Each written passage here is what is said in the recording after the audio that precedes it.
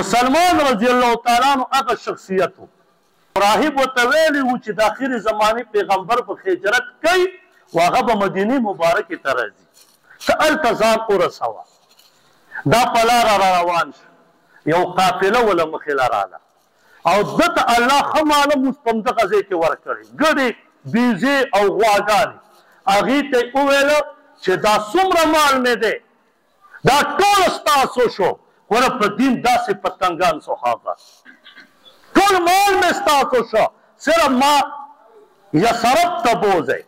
هغه ټایم کې مدینې مبارکې ته یثرب ویلی کېده هغې را روان کله چې مدینې مبارکې ځای ته وادي القرا دا د مدینې مبارکې نه دې خوا بل ځای دی هلته چې راورسو هلته کې غلام جوړ کړو په خلکو یې خرڅ کړ ظلم داسې انتها سلمان رضی الله تعالی عنہ چې واخیست هغه یهودي و مولانا عاشق الهي رحمه الله په خپل کتاب کې لیکي وایي دا په لسو کسانو خرڅ شوی دی سلمان رضی الله تعالی عنہ خو اخیري چې مدینې مبارکې ته راورسېده په دې غلامۍ کې د هغه چې اخیري چا واخیستو هغه هم یهودي و او مدینې مبارکې ته یثرب ته راورسېد او هلته یې زندګي شروع شوه نو یو ورځ ونې ته ختلی خپل غلام خپل مولا او یهودي وله لاندې ولاړ دی دا بره کجورې ته خېجولی دی کجورې کې هغه ونو کې کجورې راغونډوي پخې په دې کې یو تره زوی د دې یهودي د لرې نه راغی او ورته وایي چې ای تره هغه کوم پیغمبر په باره کې چې موږ دلته مدینې مبارکې کې اورېدل چې په مکه مکرمه کې پیغمبر پیدا شوی دی او نبوت ولا الله ورکړي هغه قبا علاقې ته راغی دا مسجد قبا چې 2 رکعاته نفل پکې وکړي یو عمرې اجر دی وایي هلته قبا علاقې ته راورسېد او دا مدینې والا ور روان دي او بیا پکې ایمان پرې راوړي وایي زه په ونه کې وم چې ما باندې کپکپارې ولګېد وجود مې په رزدو شو وایي په منډه راکوز شومه د هغې ونې نه په جلتۍ سره او راکوز شومې چې ما سړي ته ویل چې څه چل وشو خبره راته وکړه وایي بس زما مولا ماله په مخ وزار راکړه وایي ما ته یې وویل خېږه که زما غلام یې او ته تپوس کې چې په دین سړی مین شي که نه هغه بیا هېڅوک نه پېژني دغه ټایم کې به د سلمان رضی الله عنه څومره جذبه وه د ټولې دنیا جذبه د دین راغونډه کړه قسم په الله که د سلمان رضی الله تعالی عنه دغې جذبې ته ورسي او په مخ مبارک کې وله غزار هم ورکړه دومره ظلم موږ ته خو دین دومره اسان دی خو موږ یې نه کوو سلمان رضی الله تعالی عنه فرمایي وایي ما ویل چې د دې پیغمبر سره میلاوېدل غواړي ما ته هغه راهب چې کوم نشاندهي ښودلې ده هغه یو په نن په دې پیغمبر زه چک کوم چې آیا دا دی او که نه دی وایي چې ماښام شو مقره ته مې راوشو یو څو کجورې مې راواخیستې او په منډه را روان شو وی قبا ته مې ځان ورسو وی نبی علیه الصلاة والسلام څه د صحابو تشریف فرما دی تیاره ده وی ما وله کجورې وړاندې کړې چې د الله پیغمبره دا صدقه ده وی نبی علیه السلام وفرمیل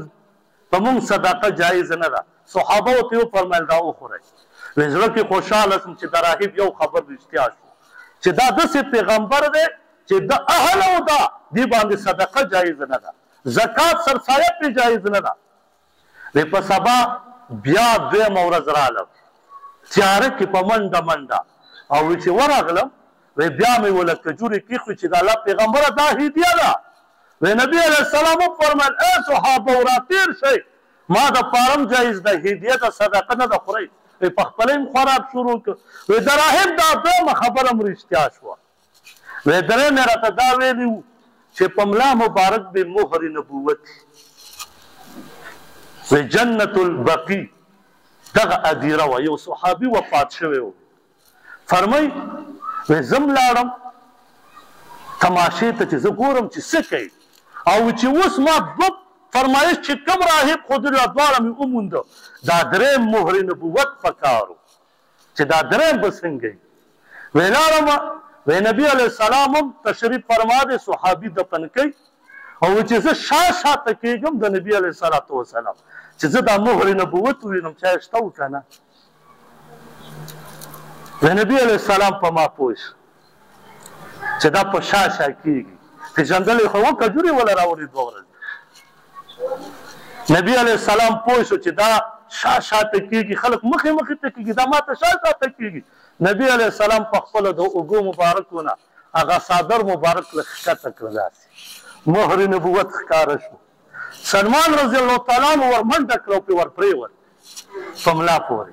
اوهو دا به څومره خوند و او سلمان رضی الله تعالی عنه په چغو وژړل داسې په سلګو یې وژړل نبي علیه السلام ورته فرمایي مخې ته راشه د ده نوم اصل ما تاسو ته ماب یا مابو د داسې نوم دا و د پلار چې پرېښودی وایي مخې ته راتاو شه چې راتاو شو وایه سلمان رضی الله تعالی عنه وایه وایي د الله پیغمبره ما دومره سفرونه کړي د دې دین دپاره خو چې کوم تکل و هغه نن ما ته ورسېده ما ته نن میلاو شه نبي علیه السلام هم پریشانه او بیا ورته څه فرمایي خپله واقع شروع کړه او ده د خپل تاریخ شروع کړو د ایران نه د اصفهان ښار نه جی د ایران نه لاړم عراق ته د عراق نه لاړم ترکي ته د ترکي نه لاړم عمریه ته د عمریه نه راغلم وادي القرا ته 10 کسانو واخیستم نبي علیه السلام ورته فرمایي اے سلمان رضی الله تعالی عنه ستا نن نه بعد نوم سلمان رضی الله تعالی عنه ایمان یې راوړو خو دا واقع د صحابو ته هم بیان